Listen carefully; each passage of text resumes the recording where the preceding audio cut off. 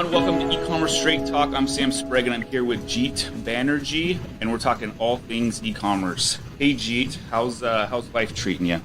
Life is good, man. Can't complain. How about yourself? Oh, pretty awesome, pretty awesome. I mean, we're already into August of 2021, which is crazy in and of itself. I remember last year it felt like 5 years, so I'm glad we're getting through this. So I want to talk a little bit about yourself. You've created and ran and sold a handful of different e-commerce companies. So why don't you start there? Yeah, absolutely. So I kind of got into the e-commerce space about 4 years ago. And initially I started out in the Amazon vertical. So I kind of started like Amazon FBA stores and stuff like that. And really the reason why I got into e-commerce back then was I just knew, I could just tell and see that there was going to be a transition in the way that people shop over a period of time. Obviously things like, COVID last year really expedited, the growth in the e-commerce space and stuff like that. But yeah, I kind of identified that. I've always kind of been, a marketer and brander by nature. So e-commerce seemed like a great fit for me to dive into and to be utilizing my skills. So yeah, I started from Amazon, then slowly kind of graduated and moved into like drop shipping.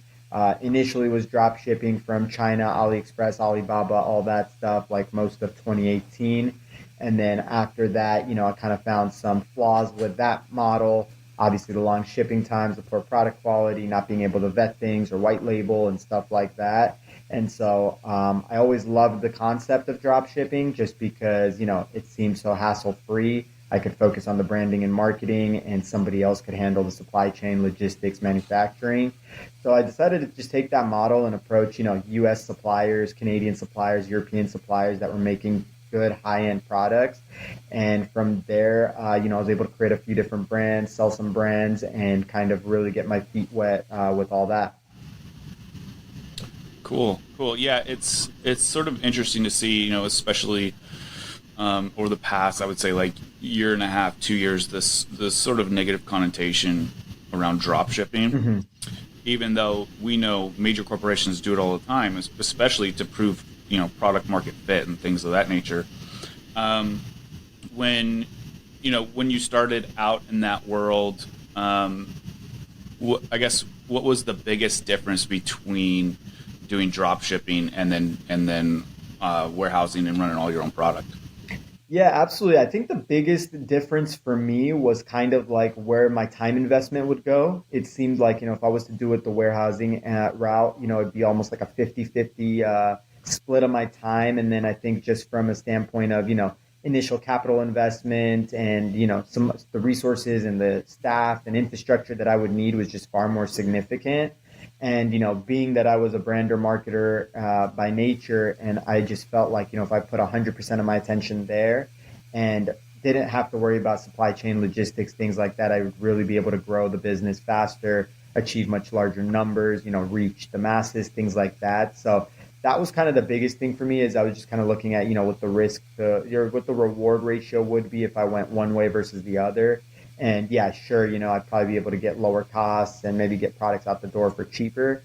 But when I look at the opposite spectrum of it, what is the gain? So that might be like, the disadvantage, but the advantage was, I'm able to double down, maybe triple down on my marketing branding. And if I'm doing, 2 to 3x the number of volume, 10% in margin is not really going to be, a key cog in the whole thing. Interesting, yeah. And so you started out with Amazon. Mm-hmm. And what other channels did you grow to from there? Yeah, so what I did was I would kind of, being an entrepreneur, I've got like ADD brain. So I've always see like new brands, new products, new concepts that really excite me. So I kind of jump from thing to thing. So on Amazon, I actually launched a supplements company. I wanted to kind of scale that out of Amazon, and I tried like Shopify website and all that stuff. But the main issue that I had with that was that, I really had a tough time getting through like, Facebook and Google and stuff like that, being that it was a supplement brand. It was also like 2017, 2018. There's a lot of negative stigma around it. So I kind of exclusively kept it that brand on the Amazon channel. And then from there, I kind of transitioned into, some other drop shipping brands and stuff like that I created primarily those brands. I'm using Shopify. That's like my main channel. Played a little bit with like Etsy and some other channels like Amazon and stuff. But I just kind of found it, just being able to control my user data is so valuable, being able to, retarget them, build lifetime customer value, all that stuff. So I'm now a big proponent of, if I'm starting anything, I want to do it through my own channel of Shopify, essentially, and my own website. So yeah.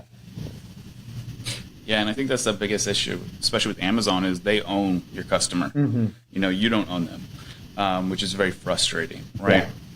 And especially you see a lot of D2C brands trying to grow to other channels, and sort of gather more of that data on that customer. And with the latest iOS issues, it hasn't made it very easy, but Yeah. it is interesting to see sort of that shift, especially over the past, I would say, 12 to 18 months.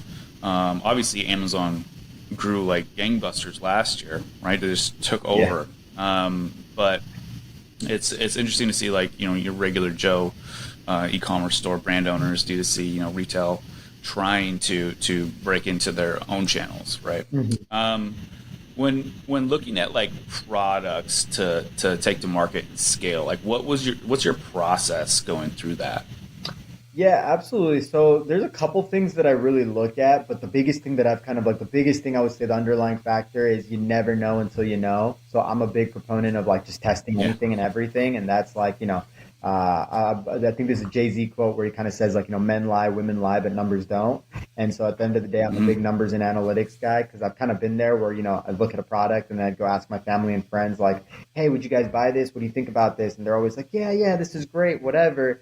And then, when it comes time to collect money off of it or run some ads on it, nobody wants to give you any money. And that's when, really comes down to the numbers. But so, yeah, ultimately, I tell everyone, test everything no matter what.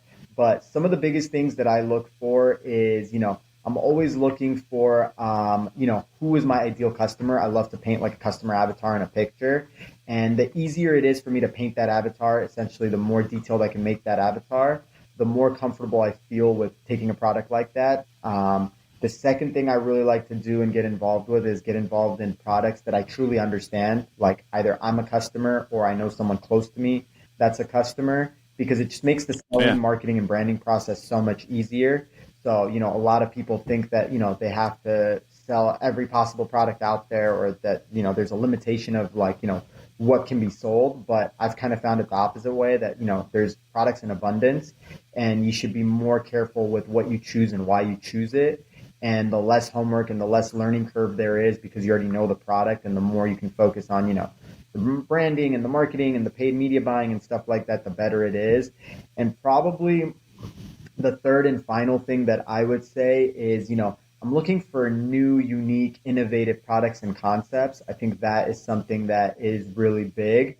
A lot of people kind of fall into the trap of, either drop shipping or selling products that have been oversold and overdone for 3 to 4 years. And for me, those products can be very good, but you got to have some sort of iteration or something like that if you're trying to break through the market now.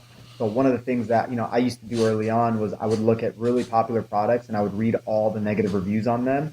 And then I would basically approach manufacturers and suppliers and be like, hey, can you fix XYZ problem on this product here? And whoever would be willing to do it, I'd be like, okay, cool, let's start, drop shipping with that. And I'd kind of sell it as like, a version 2.0. So it's just all about finding like gaps and nicks in the market and how you just kind of can capitalize on it. Yeah. Interesting. No, I mean, it makes total sense. I think the biggest issue, and even for us, I would say the last, before 2020, before the pandemic hit, life was good, right? Mm-hmm. You could grow a company. It was good. Obviously, it was getting to the point where omni-channel was becoming more prevalent, especially 2019, right? Running solo channels really wasn't doing much. But I distinctly remember having so many conversations in 2017, 2018 with brands with crazy products, right? And it's like some inventor or someone had this great idea for this product, and it fit a need for them. And the conversation always got to, is there a product market fit? And I know a lot of folks struggle with that because, especially as an entrepreneur, you also have this other voice in the back of your head that says, don't quit, keep persevering, push through. Mm-hmm. And it's like, well, at some point you got to pivot, When looking, for manufacturers and suppliers, are there, whether it's here in the U.S., South America, Southeast Asia, or China, where do you tend to sort of veer towards? Yeah, absolutely. So I typically tend to veer towards the USA first and foremost, just because from every aspect, it's kind of easier for me if I want to, because I try to truly build like relationships with these suppliers and stuff like that. So if I want to go check out their Hmm. facility, have face-to-face meetings, stuff like that, being that I'm in the US, it makes it easier. So that's kind of one thing I really base it off of. And the second thing I would say that's really important is just understanding where's your primary customer going to be located at. So if your primary customer is going to be located in Europe, you probably want to find a European supplier just because from a fulfillment standpoint and a shipping time standpoint, it's going to be a much smoother process, and that was kind of one of the biggest reasons why I had so much trouble with China was, shipping an item from China to the US customer was taking minimum 2 weeks, sometimes 3 weeks. And then during COVID, there were times where it was taking like 12 weeks to do. And it's just, it's not a great customer experience because you're especially nowadays with Amazon getting items shipped to you almost same day, like the bar is set really high. So that's, I'm always thinking about the customer experience, the user experience. So that's kind of the two biggest things that I base it off of. Definitely, my personal location, and then where would my ideal customer be located at, or the bulk of my customers, so that I can create a smooth and efficient shipping process for them. Cool. Now thinking about that, and then thinking about, if I was someone new who's looking into, go diving into e-commerce, create my own store, looking for products and what I should start testing with first, what would you say is, because I'm guessing through the years and doing this over and over again in a handful of different times and being successful with it, that you sort of have a simplified process for starting Mhm. something out, right? Like a new project. What would, I guess, if you could give some advice to someone who's just starting out, what would that be? Yeah, absolutely. So before I was into e-commerce, I kind of came from like the tech startup world, and there's an amazing book that I actually read. It was called basically it's an MVP model, which is known as like a minimum viable product model, and that's like how basically some of the greatest inventors and venture capitalists out in Silicon Valley recommend everyone to start their company or their product or their tech company, whatever it is. And so I kind of adapted that same model into e-commerce, and it ended up working very, very well. And I remember one of the biggest examples that they say in that book is if you take a car and you strip out all of the stuff out of that car, the real core product of the car is essentially you need four wheels, you need a steering wheel, you need an engine, and you just need a transmission that's going to, get you from place A to place B. The air conditioner, the automatic windows, the leather seats, all of that stuff is things that were added decades and decades later, but it's not the, like if you just had leather seats but nothing else, people aren't buying the car because it doesn't solve the problem, right? So that's kind of the biggest thing that I try to do when testing a product is at the end of the day, if I'm testing a product, the product's got to be a winner, right? People have to love the product. I'm not so worried about, the box that the product comes in, or I'm not worried about, um, having certain shipping labels and certain things that you can touch up and make really nice. Even from a website standpoint, I'm not so worried about like having like an extravagant website talking about our about us and talking about how our pages or how our website and company works, where it originated from, stuff like that is not really a priority for me. All the focus is on the product, right? If like I'm a true believer in e-commerce that products really sell themselves. So as long as you present the product to the audience, you have a good offer, and you have good information about the product, and there's trust and credibility, you should be able to sell that product without any issues. And then obviously you can increase conversions and do so many other things, just like they did with the car to upcharge the car and to make it more appealing to the masses. But at the core of it, just try to launch and push your product and let the product speak for itself. Because if your product never sells and you've got to do all this other fluff around it, I guarantee you it's not going to save the product at the end of the day. Like people don't care what box the product comes in if they don't like the product itself. Yeah, no, I think you hit the nail on the head right there. It's there have been so many times, and I sort of have this mantra Hmm. where if you look at your priorities of success, it's product, market, creative, right? Yeah. You have an awesome product, it fits right in the market. How then do you get that conversation started with the consumer, right? And so product, market, creative. And and not only that, but we've also seen where there's awesome products and the company's doing okay, Hmm. but then you have the leadership involved that's just screwing the pooch. It's very interesting. It's a very interesting dynamic when you see that. It's kind of sad, right? Yeah. But yeah, it's so. I mean, those are prime examples of like the product is literally selling itself to a certain extent. Obviously, scalability is always a question. Now, when so I mean, it sounds like you have you like all of us, when we start becoming entrepreneurs, I think the biggest thing initially is like all these failures that occur, Hmm. right? And everyone's like, oh, this guy was an overnight success. Yeah, he was an overnight success after 10 years of failing. Yeah. Like, that's what it takes, right? And it's like you sort of have to get comfortable with being uncomfortable, and you just have to accept that, hey, there are these failures, but that's cool. We're not just gonna like dwell on them, right? Need be, even if you have a giant failure, hey, maybe I'll take the afternoon and and cry some tears and sit in the bath with my own tears, and then the next day I'm back on it, right? So it sounds like there's some little things in there, like you're saying, hey, don't worry too much about the website. Is there anything else that you can really pull from, like, that you've learned where you're like, I'm not even worrying about this until 12 months down the line, 24 months down the line, or like I've already known from this not to dive too far into here. Is there anything like that you've noticed? Yeah, absolutely. So I think the biggest thing that I've noticed is that people kind of have like this stigma or this fear of launching a website that looks too naked, for example, from like a product standpoint. So for me, one of the biggest things I learned early on was that product makes all the difference, right? And sometimes on on a website where you've got 200 products, you might have three products that do like 95% of your revenue, right? And I think one of the biggest things I notice a lot of newer e-commerce entrepreneurs make the big mistake of is that they know what product they want to advertise, they know what their winning product and their bread and butter is, but they still want to launch with 20 other products. And now they're spending Mm, all this time, having to source these products, add SKUs, set them up on their website, all this kind of stuff. And the worst thing that they're kind of doing is that they're kind of losing their number one product in a cloud of other products. And so one of the biggest things that yeah. I've realized is sell as much of your product as you can. Like, don't worry about adding other products and stuff. Only once you start to see maybe your CPAs are dwindling down or your conversion rates dwindling down, stuff like that. Okay, now it's time to go to the drawing board and see what can we do to get those numbers back up now that we've kind of, monetized and capitalized as much as we could on this one product. That's when I look into adding upsells, downsells. Usually it ends up happening, 6 to 12 months after. Upsells, downsells, what other products can I launch, and all that kind of stuff.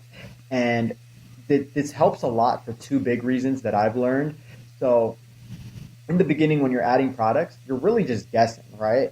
But if I have one product that's crushing it and I've got 6 months of customers, let's say I've got 50,000 customers in my pipeline, I can send them one email, ask them, hey, what do you guys want to see us launch next? And now I'm getting actual validated customer feedback from the same people that I'm going to pitch the next products to, telling us, hey, I think you guys should do this, this, and that. And now instead of us guessing, we're actually taking more educated guesses and following, basically following the money. And the second thing that I've noticed is that, if you sell 50,000 products, it's a lot easier to negotiate with your supplier to make new products.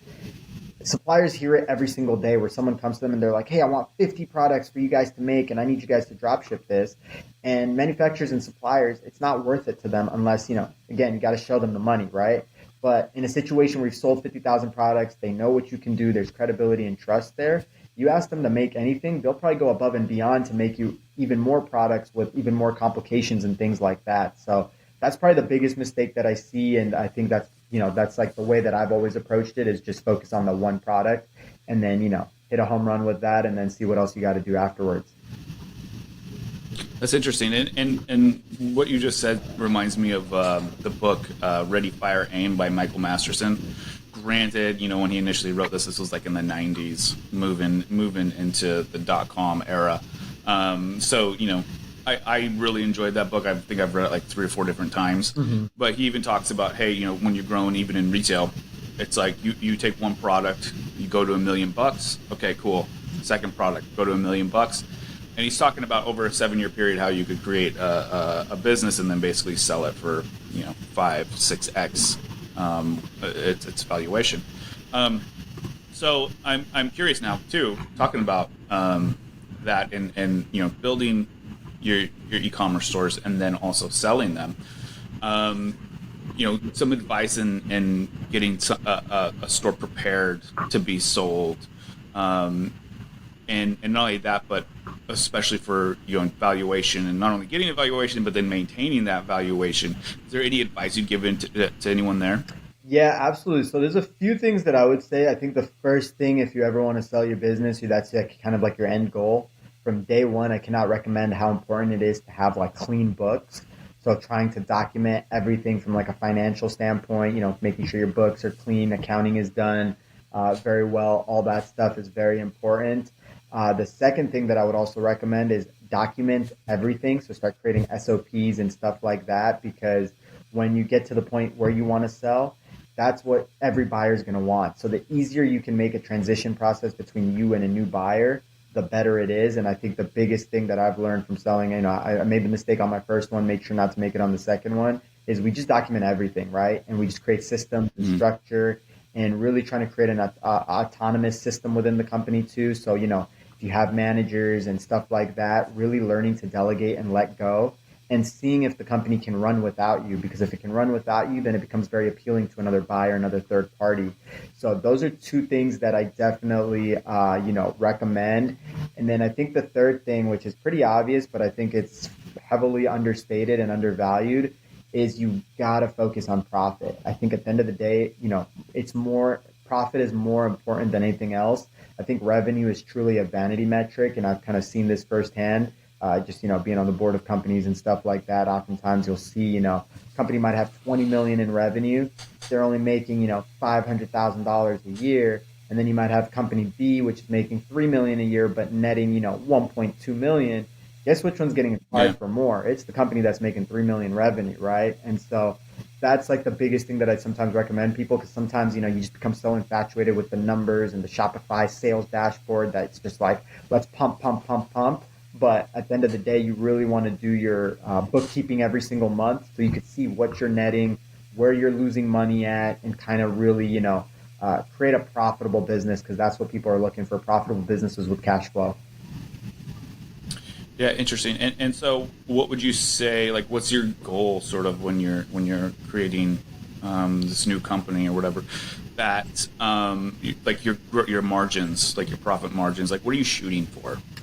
Yeah, ideally, I think anything in that 30 to 35% range is very, very good. And then if on top of that, you can really start to build on that lifetime customer value. I think those are the two key metrics that are, really, really solid. Because as you continue to build on that lifetime customer value, you can probably get from 30 to 35% early, probably closer to like 45 to 50% later if, you're doing all the right things and pushing all the right levers for a few years. So yeah, that's usually ideally where I like to be. And now, for you specifically, when you're looking to build and then sell a company, is it, are you basing it on like time? Hey, I'm going to build this thing for a year and then sell it, or are you basing it more on like revenue and profit, where you're like, as soon as I get this thing to 5 million, then I'm going to sell it? Is there anything like that, or how do you sort of operate? Yeah, absolutely. It's just kind of a feel that I've gotten in the market is that, if you try to sell a business too early, you're kind of short selling yourself, because there isn't as much longevity in the history of your books and stuff. So you're going to end up getting a lower offer. So I traditionally like to try to sell a business within 16 to 24 months, because that's kind of, especially if you have consistent results for that period of time, that really gives, confidence to buyers and stuff like that. Because there's a lot of companies out there that, they can kill it for 3 to 6 months, and, buyers are kind of aware of that. Brokers are too. Even like, people that are trying to get SBA funding, stuff like that, going through underwriting, it's probably not going to happen on a business that's, been out 3 to 6 months showing good revenue. So ideally, I like to go for like, 16 to 24 months of consistent, just, growth, revenue, numbers, stability, all that stuff. And yeah, that's usually the magic number. Yeah, interesting. Yeah, and even within that too, I think one of the things you're thinking about is the multiplier, right? So you have, like, if I grow a company to 100,000, make 100,000 in profit, okay, cool. Like, that sounds great, especially even at 30% margin. Maybe my multiplier is like 1.2 to 1.6, and then if I get it over that million mark, maybe it jumps to 3, right? Totally dependent on the industry, the business, like who you're selling it to, obviously too. But so I'm curious as if you've seen like anything like that where it's sort of following this pattern that you've sort of seen for yourself. Yeah, absolutely. So yeah, it's very interesting when it comes to multipliers and stuff like that. I think the biggest thing that I've kind of realized that determines the multiplier that people are willing to pay is it really comes down to the banks, right? So like right now, for example, for anyone that's trying to sell a business, I think it's the best time to sell a business because buyers can literally get very, very large chunks of money from SBA and banks and stuff like that for dirt cheap interest rates, right? So at the end of the day, the way I look at Hmm. it, no one really wants to put their own cash, even if they have the cash, to buy a business or to acquire an asset or whatever it is. If you can get something at like a 1.29 interest rate and acquire a new asset and put no capital out of pocket, that's an exceptional place to be. So one of the biggest things that you want to look at from like a multiplier standpoint and things like that that are very interesting is a the current interest rate for business financing and loans and stuff like that really affect the multipliers. So right now, I'm probably like, from like middle of last year till now, probably getting a much higher multiple than you would have, let's say 2018 or 2019, just because there's so much Hmm. funding available.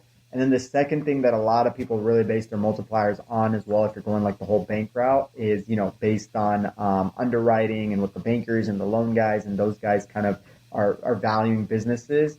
I've seen it dramatically change. It goes up and down, back and forth, all that stuff. Right now, it's at the higher end. Like I think there's a lot of like 3 to 5x multiple stuff going on right now. I think like 2.5 years ago was closer to like 1.5x, for example. So it just really varies. But yeah, if you can capitalize on good opportune timing, that's always the best way to go. And as a seller trying to find buyers, is there a process that you've found that works for you, or is it difficult? It's pretty simple to find buyers? Yeah, absolutely. So there's two ways that you can go about it. So when I've sold companies, primarily when I've sold e-commerce companies, I tend to use brokers, just because Mhm. these guys tend to have a very large network of people that are looking to acquire, e-commerce assets, businesses, stuff like that. So that's always tended to work very well for me. So using a broker, having the broker reach out and utilize their network to find, potential candidates. And then when I sold my first company, I actually had a buyer that reached out to us and just showed interest in our company and our business and our project, and that's how it happened. So in that situation, I wasn't even looking to sell. It was more so something just kind of fell Yeah. upon my lap. So yeah, those are probably I think the best way if someone is looking to sell as a seller is, yeah, reach out to different brokers that are well versed in the e-commerce space. And the biggest thing you're looking for is people or brokers that have an extensive network of buyers. That's what's really important. And on the opposite end of the spectrum, you as a seller and thinking about, hey, if I was buying another company, like I have this e-commerce store and it's running really well. We know our market. We sort of created a community. Like we've been growing, but we want to grow that customer base too. And maybe an easy way for me to do that is to buy another brand. Mhm. What sort of things would I look for to determine that, hey, this is going to be successful? Yeah, absolutely. So the biggest thing, if I was on the other spectrum, as a buyer, that I'd be looking for is probably companies and e-commerce businesses that have like underutilized opportunities. So, for example, like me as an e-commerce entrepreneur, I kind of know what my specialties are and things that I'm good at. So I'm good at the media buying side. I'm really good at generating recurring revenue, generating higher lifetime customer values, finding ways to increase average order values, things like that. And so, that'd be the biggest thing that I would look for. So something that kind of works in my head as a buyer is, okay, if I acquire this business, how much of the money that I spent to acquire this business can I recoup in 3 months without spending additional marketing dollars? Like I'm talking about if this company has 100,000 customers, how much can I further monetize these 100,000 customers in an untapped way that these guys haven't to recoup my investment, right? So let's say I'm spending $1 million on a business and these guys have 100,000 customers and I come out to the dollar value based on a concept, I might be able to make 350 per customer. And now I can execute that and I'm telling myself, okay, within 3 months I can get 35% of my initial investment back. That to me sounds pretty good. You know what I mean? So that's kind of the Yeah. way that I look to purchase businesses and stuff like that. If I'm ever in the space or investing even from an investor standpoint, things like that. That's my key metric is how quickly can I acquire as much of my initial investment as possible, given what I already have that they haven't done or utilized. Interesting. Yeah. No. I mean, I think it makes perfect sense. And I'm curious to know sort of what like you're saying, like the due to funding being out there and how much sort of consolidation is happening in the market. Because obviously you do have a lot of smaller companies that were sort of got hit really hard Mhm. during the pandemic. And I know a lot of them either were just threw up their hands and said, well, this is it for us. And others were like, okay, how can we sell? Right. And so there's a Mhm. lot of companies out there getting great deals because of that. Um, now, now, look, talking about like media buying, right? Because that's really the space that you and I both have a lot of experience in. Over the past year and into the summer of 2021 here, more especially with these, the iOS changes and Apple's, privacy. How has that affected your businesses? Yeah, absolutely. I think the best way to explain that is that, it's kind of forced me as a media buyer and business owner to really get out of my comfort zone and really, prioritize getting better. Because I think all that the iOS updates and stuff like that did is that it just made an already competitive space even more competitive.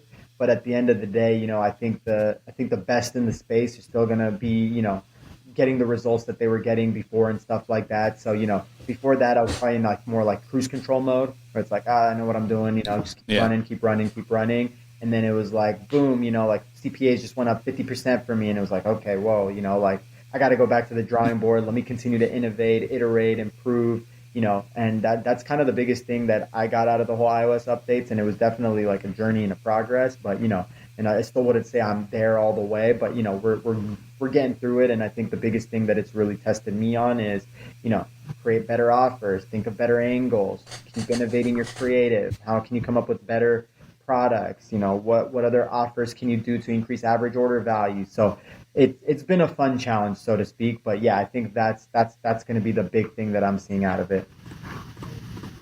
it's very interesting, and I like what you said there about we still know that these platforms are the way to go, Mhm. and it's interesting to we have a handful of different agency partners. One of them does print, TV, radio, and I even know another guy who does billboard advertising, Mhm. and you know, I had a conversation with them, and it was like, hey, how's the year going? Like, especially over the pandemic, must be tough, because e-commerce has been growing like crazy. Mhm. And he was like, actually, it's been probably the best years of our business.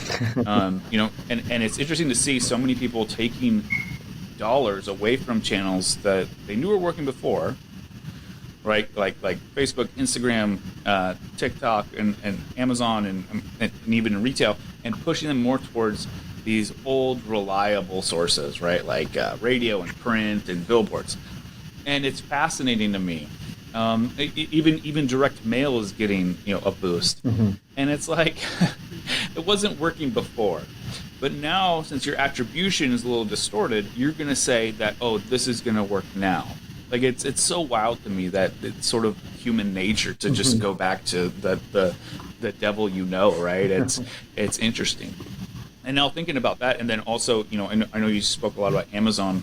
Um, are there specific channels that you look to go on first when starting a new company? Nowadays, for me, it's just all Shopify. Like that's primarily the only and sole channel I like to go through, and that's just because I kind of quickly realized the biggest thing that I realized about Amazon over the years is I got to see none of the data of my customers, right? And especially Mhm. being in the supplement space, I have so much recurring opportunity, so many ways to get more lifetime revenue, stuff like that. But I was just unable to do that on Amazon because Amazon controls everything. And then even worse, about a year after, I started noticing that Amazon would take products like this. Even happened to me where I had a supplement that was just killing it. It was selling really well, all that stuff. And then a couple months later, I see the same supplement with the same ingredients.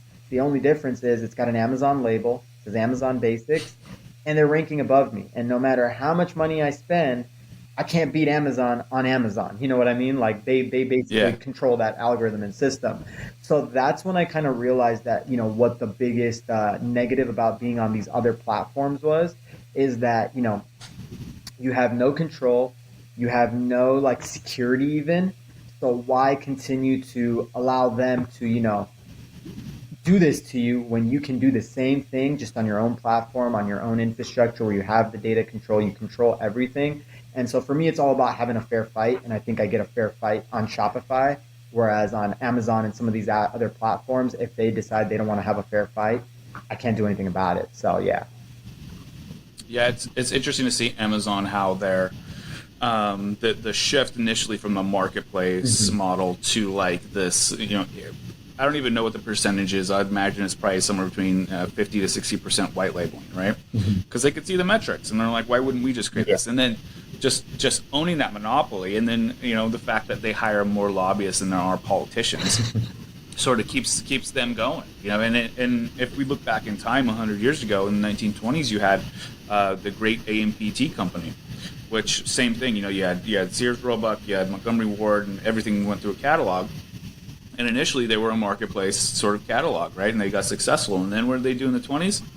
They then busted out and started white labeling all these products that they knew were selling really well from their catalog, right? And then it wasn't until about 1930 where they got completely disbanded and stripped away because the U.S. government came after them for antitrust issues. But yeah, that's the biggest problem with Amazon and I think I've talked about this so many times on this podcast. Like the biggest issue with them just controlling so much of the market, and on top of that, not even being a marketplace really anymore, right? And controlling that customer.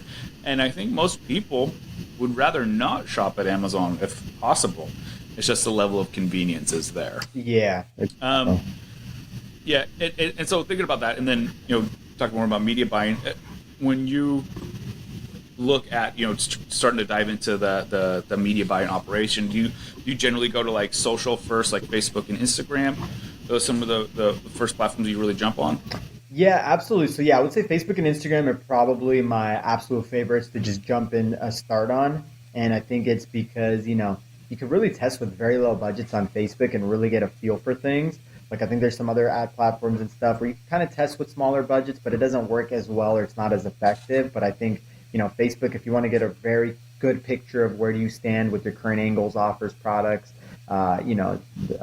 conversions, all that stuff, you can do ads as low as like $5 a day. You know what I mean? Like that's kind of how I started on Facebook, right? With $5 a day budgets and slowly kind of grinding my way up and figuring out, what offers, what combinations, what audiences work. So yeah, I love getting started on Facebook and Instagram. And are there any trends that you're sort of seeing on your end from like 2021? Obviously 2020 is over and there's a lot that happened and a lot of purchase patterns and behaviors that shifted and changed over that period, and even into this year that's changed too.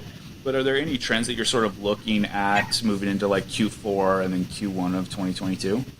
Yeah, absolutely. So I think the biggest trend that I've kind of noticed, and this was kind of going out of 2020 into 2021, was that the offers that really work really long term that I've seen really tend to perform very, very well on as broad of audiences as you can get, right? So when I first started on Facebook and stuff like that, it was always like, if I was to do an ad with no interest, for example, I would be, just burning money.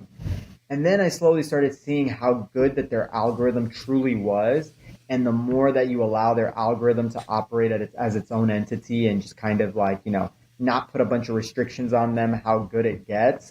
That was very, very interesting for me. So kind of one of the biggest things that I like to do early on nowadays is I like to test, I'm kind of able to get a very good feel for the longevity of an offer and a product and stuff like that right off the bat by testing on very broad audiences, because sometimes, I'll test on a very niche audience and then I'll try to go broad from there. And it just doesn't end up working. Whereas vice versa, when I test on a broad audience, if it doesn't end up working nowadays, I'll kind of just, cut that offer, cut that angle, and then move to the next one. But if it starts to work, then I'm like, okay, you know what? I'm on to something. And I think that's been the biggest challenge that I've seen with Facebook, especially with iOS updates and stuff, is like the longevity of something lasting has really shortened. I feel like before, I could do like a niche audience of 1.5 million people, and that offer could last months with a reasonable sized budget. And then I think as iOS 14 and stuff kicked in, now it's like a 1.5 million audience. Man, I'll be lucky if that lasts me like 3 to 5 days before it starts to, really start to hamper in results. So I think this is like across the board for all the social media platforms. I think they are understanding like, our robotic systems and AI technology, it makes for better advertisers than actual humans and people do. So the more that they can take control of that, I think the more, you know, the better results you're going to see. And I think it's just going to come down to, the smart marketers are just going to like slowly say, hey, take control, take control. We're just going to feed the machine kind of thing rather than controlling the machine. Yeah, and it's very interesting to see sort of these shifts. Like you're saying, some more broad audiences, but not only that, but it seems to be too. Every brand is exponentially more different Mm-hmm. than they were before, right? If you take me back 12 months, I could do the same strategy with just about everyone, and it worked, right? And there's small little things that you would shift and change, but for the most part, it all worked. Mm-hmm. Now, as every brand is, every account's different. Everything is so different. Some accounts you might run ABO and that works amazing. As soon as you run CBO, it just dies. Yeah. Right. Others, you use interest groups, which we haven't used in years, and now we're using them all over the place. Right. More broad audiences, and then being able to dissect those broad audiences as well, and even stacking your retargeting, because we know with the attribution levels and the pixel tracking, and hopefully everyone's connected to the API, but there's just so many issues there. On top of that, we've also noticed we've actually ran a test because we knew iOS was coming for about a year, Mm-hmm. right? And so what we did is we got half of our clients together, and basically they all agreed that we would continue spending the exact same that we have been over the past year into this year. Others wanted to make adjustments due to performance that they were seeing in the platform, right? So a lot of them spending less. Whereas we're spending the same, no matter what comes through, right? For the past about 3 months, no matter what results we see, we're just keep pushing through. But how we measure is with our marketing efficiency rate and our MER on the back end. So looking at overall revenue divided by overall spend across all channels, right? What does that look like? And in fact, it has stayed the same. It has followed the exact same trajectory as it did last year, which is so crazy to me, especially in a year which is a little different too, right? Where we actually have a back to school season now this year, as opposed to last year. I think retailers lost something like 60%, and all that went to Amazon. But it's so interesting to sort of see all these factors come into place, and I think over the long term, we'll sort of get back into better shape. I think right now it's just a lack of trust, right? It's like, how do I know? We've had it so good for the past however many years, right? We get to see everything in front of us, and now it's like, kind of making guesstimations on what we should do next. And so, through that process too, I think moving into the rest of the year, that's really what it's going to be. And so Q4 is going to be interesting because big brands are just going to unload a ton of money and a ton of cash. So you kind of have to keep up. But hey, I wanted to thank you, Jeet, for coming on today. How can people find you if they want to reach out and chat with you? Yeah, absolutely. So I'd say I'm most active probably on Instagram. So if people want to just reach out to me on Instagram. My personal Instagram is at the Jeet Banerjee, which is spelled TheJeetBanerjee. And definitely. Thanks for having me. It was great. Awesome, man. Hey, it was great talking to you. All right, everyone. Talk to y'all later. Bye.